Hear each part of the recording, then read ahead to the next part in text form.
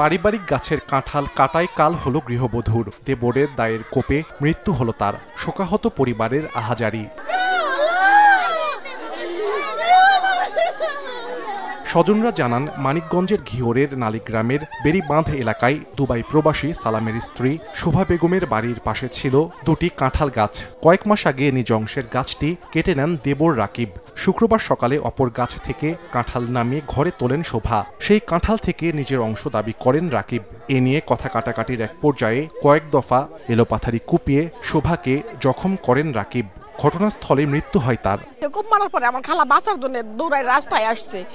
রাস্তায় আসার পরে রাস্তায় এসে কুবাই মেরে তাই না। আয় তোরা কি হয়েছে পরে আইসি আইসে দিয়ে শুয়ে রয়েছে, খালি রক্ত বেরিয়েছে। মারছে হের রাকিব নামে একজন, ঠিক আছে, হের আমরা উপযুক্ত বিচার চাই। যেভাবে মারছে খুব কঠিন বিচার চাই। ঘটনার পর থেকে পলাতক অভিযুক্ত রাকিব। পুলিশ বলছে নেওয়া হবে আইনি ব্যবস্থা।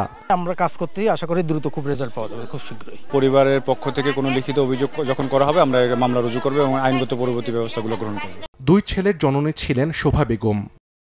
সময় সংবাদ, মানিকগঞ্জ।